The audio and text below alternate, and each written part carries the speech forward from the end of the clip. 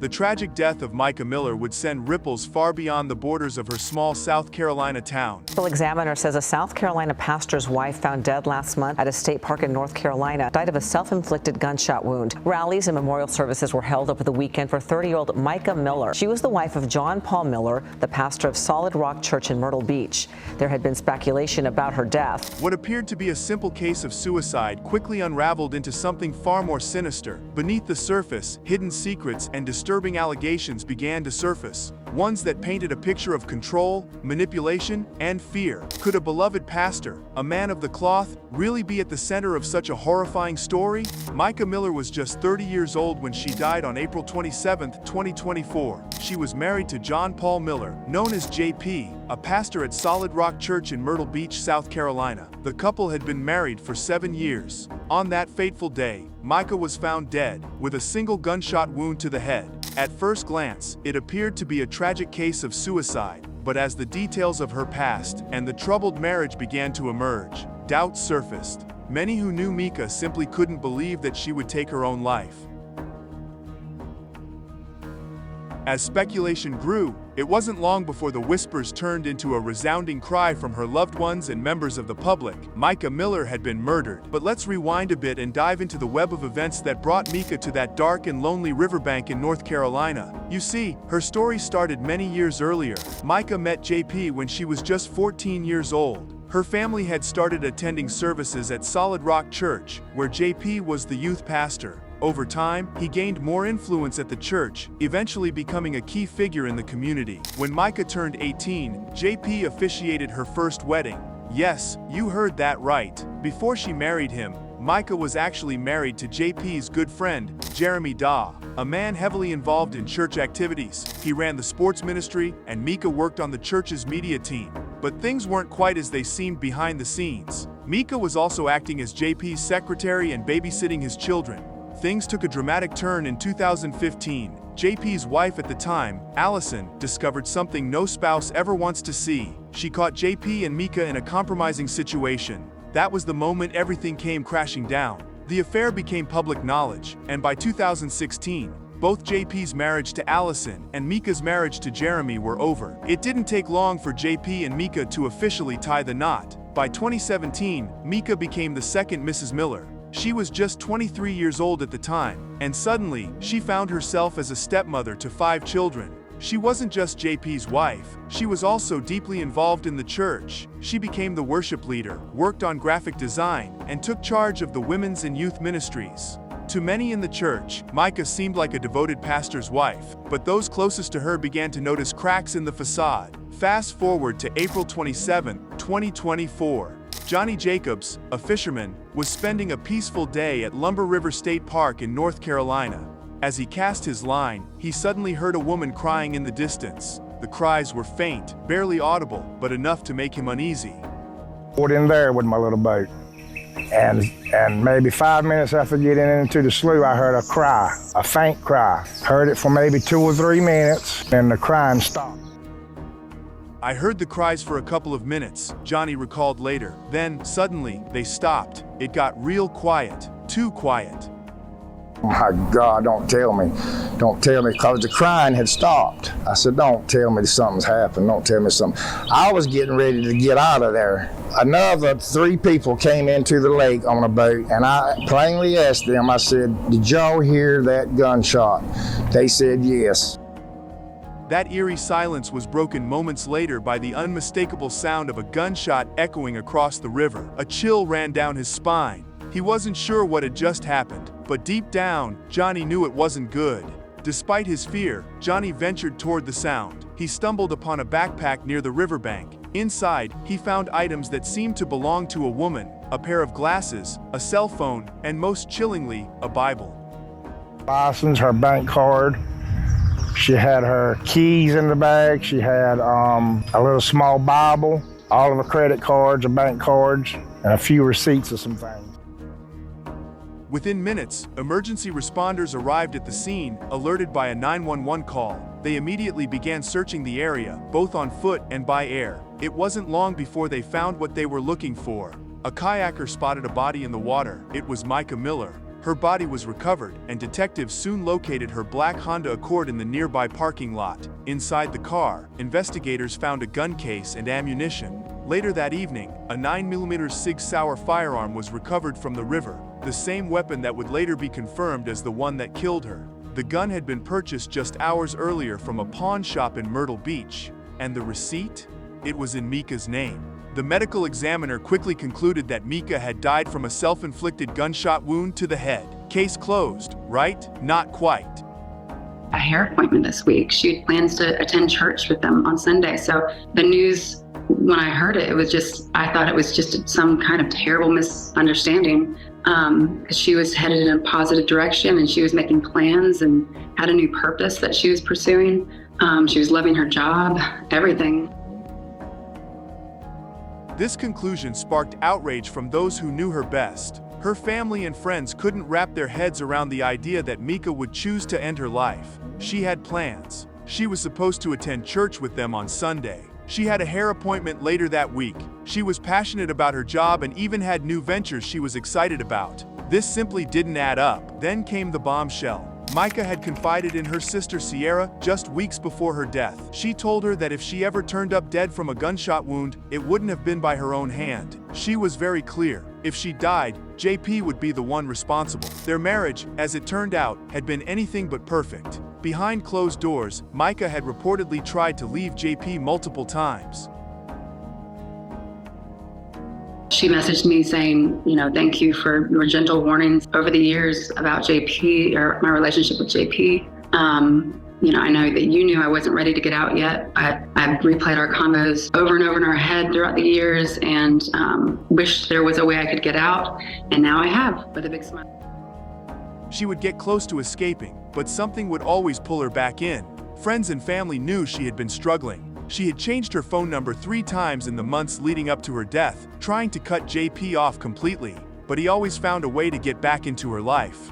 Just 2 days before her body was found in the river, Mica had finally made a bold move. She served JP with divorce papers. This time, she was determined to leave him for good. But as we know, Mica never made it out. So, what really happened on that fateful day? Did Mica Miller take her own life, as the official report suggests? Or was there something far more sinister at play? Things took a dark turn on April 8th, when Mica approached the police yet again, revealing that her husband had posted an indecent photograph of her on Facebook. This picture, which Mica had sent to him about 6 months prior, was partially blurred, preventing it from meeting South Carolina's strict legal definitions for nudity. The officers, however, informed her that since the image was published anonymously, they had no concrete evidence linking JP to the act. Despite the chilling nature of her revelation and her fears for her safety, the police took no action against her husband. Mica recounted how she felt groomed by JP, who had been her youth pastor since she was only 14 years old.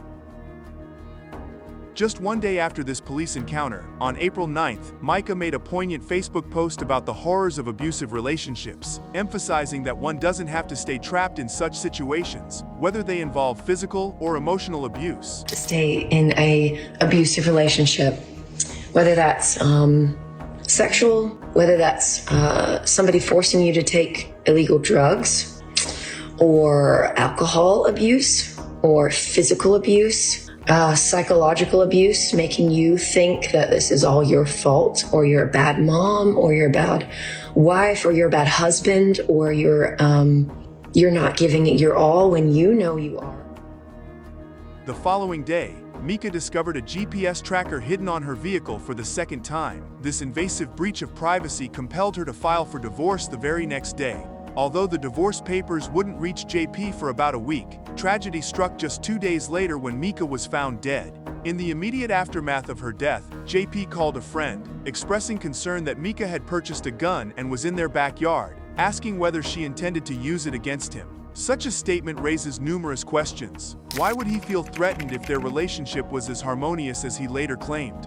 Following her passing, JP painted a picture of Mica as a loving wife who struggled with mental health issues, yet those close to her saw through this ruse. The couple had been married since 2017, and friends recalled Mica as an endlessly supportive partner, often praising JP after church services, regardless of the quality of his sermons. When JP delivered the news of Mica's death to his congregation, his announcement was unsettlingly casual. He asked the churchgoers to remain quiet and to not discuss the matter inside the church, urging them to continue their attendance and financial support despite his impending absence. The pastor described Mica's death as self-induced, alluding to her mental health struggles without any acknowledgement of the complex dynamics within their marriage. Instead, I'm going to have you stand up and I'm going to make an announcement. And after the announcement, I'm going to ask that you leave church quietly and don't talk about the announcement here in the building, please, if you can, so y'all can stand to your feet.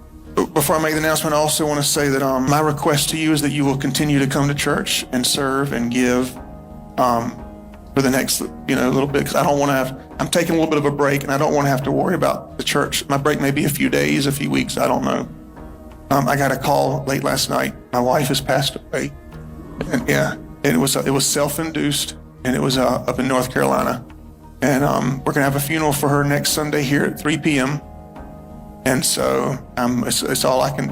I'm just kind of going on adrenaline right now. So y'all pray for me and my kids and everybody. And she wasn't. Y'all knew that she wasn't well mentally, and that she needed her medicine that was hard to get to her. And so I'm sure there'll be more details to come. But just keep our family in your prayers. And I'm going to let Pastor Randall, my bishop, he can pray. I'll give him a microphone, he'll pray out. And if you have anything you want to share as well, I appreciate it.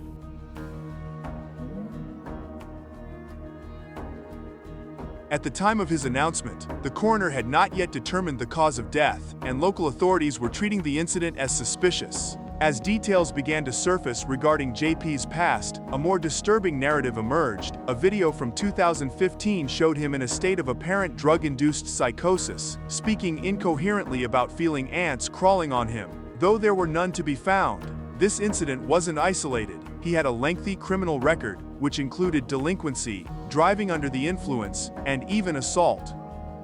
I think Mark is coming. I had him try to get in touch with me again to make sure. Is that okay? Huh? Ants fight me. There's ants all over me. He was like, there's ants on you? There's no ants on you, though. Maybe that's how you feel, but there's none on you. There's none on the grass. The most alarming incident occurred when he was 19 years old. During extreme flooding in Myrtle Beach, he drove his pickup truck at high speed into a 19-year-old woman who was fortunate enough to escape with her life after clinging to the hood of his vehicle for nearly 100 yards. The court sentenced him to probation, community service, and mandated him to pay court fees. On May 31, 2022, JP sought and received a pardon for this earlier conviction, a move that only intensified scrutiny of his past and present. Allegations of infidelity also began to swirl around JP shortly after Mica's death. It was reported that he had been involved with a woman named Susie Skinner, a member of the Solid Rock congregation. Eyewitnesses saw them together just 4 days after Mica passed away, sharing margaritas and shots. Though Susie denied any romantic involvement with JP, several former church members and friends claimed the affair had been common knowledge within their social circle. Complicating matters further was the mysterious death of Susie's husband, Christopher. The circumstances surrounding his passing remained unclear, leaving a cloud of suspicion over the entire scenario. Allegedly begins another affair with a church member who has a husband who uses a wheelchair, who mysteriously ended up dead and drowned in a pool. Is that accurate? Yes. That's what we've been told by people who have reached out. We've spoken to former church members. We've spoken to current church members. Christopher, who had been wheelchair-bound since a tragic drunk driving accident in 2000, met Susie Skinner during his rehabilitation. Later, he became an inspirational speaker and author, sharing his journey with others. However, his life took a shocking turn on September 6, 2021, when he drowned at a community pool in Myrtle Beach. Eyewitness reports indicate that his wheelchair tipped into the pool, trapping him beneath the water. At just 41 years old, His death raised eyebrows, especially since it coincided with a pattern of troubling events surrounding JP and his relationships within the church community. Christopher's death was ruled an accident after an investigation found no signs of foul play. Security camera footage revealed that he had been at the community center alone, though questions lingered about how his wheelchair abruptly rolled into the pool without any indication of assistance or intent. JP's past started unraveling, particularly after his ex-wife Allison accused him of having a sexual addiction and inappropriate conduct with teenagers at his church. One former teen, now an adult, publicly alleged that JP had forced himself on her, prompting serious concerns about his suitability as a pastor. As a result, JP was removed from his pastoral duties at Solid Rock Church, although he remained technically employed there, adding a layer of complexity to his situation. The story thickened when it was discovered that Mica had meticulously documented JP's transgressions in detailed diaries. These journals likely contained reflections on the alleged abuse she suffered at his hands. Mica was aware of JP's infidelities, which reportedly involved multiple women. In a shocking turn of events after Mica's death, JP attempted to enter her apartment to collect her belongings. It is believed that his true intention was to retrieve her diaries and other documents that could potentially incriminate him. During this incident, JP called the police himself when the leasing agent refused him entry due to his unsavory reputation. Mica's sister Sierra ultimately obtained these documents, which now serve as crucial evidence in the ongoing investigation. Sierra revealed that the mounds of paperwork she recovered were incredible. She collected a lot of things, including boxes of journals that JP had made 100 phone calls looking for. Mounds of paperwork that I have is incredible. She collected a lot of things. She kept a notebook. I have boxes of journals, which, by the way, he's made 100 phone calls looking for, as I understand. The investigation into Mica's death continued after the coroner released their findings. The Robinson County Police compiled a report, which included a timeline, video surveillance, and other evidence. This information did not sit well with the public. Ring camera footage from Mica's apartment showed her leaving home at 10:13 a.m. on April 27th, the day of her death. She returned shortly at 11:05 a.m. before leaving again minutes later, driving to Dick's Pawn Shop in Myrtle Beach. Surveillance cameras captured her independently purchasing a Sig Sauer handgun, which she obtained after passing a criminal background check. Mica's phone records revealed that she searched for directions to Lumber River State Park. On her way, she stopped at a gas station for a drink, with the receipt later found in her car. Once at the state park, Mica made a chilling 911 call. Robinson County 911, what's the address of your emergency? The operator began. Mica responded, hi, are you able to trace the location of my phone? Confused, the operator asked if she knew where she was. Mica confirmed her location, informing the authorities that she was at Lumber River State Park. Her call took a somber turn when she stated her intentions. She wanted her family to know where to find her. The final words she shared with the operator implied a tragic decision was imminent. Mysteriously, some listeners claimed they heard a man's voice in the background, suggesting that someone may have been influencing her during the call. Others speculated that the voice could even be artificially generated with AI, potentially tying back to a conspiracy orchestrated by JP to evade responsibility for Mica's death. As the investigation got more complex, the community was drawn into a whirlwind of conspiracy theories and accusations. Some claimed that Johnny, the fisherman seen at the scene, could have been the gunman.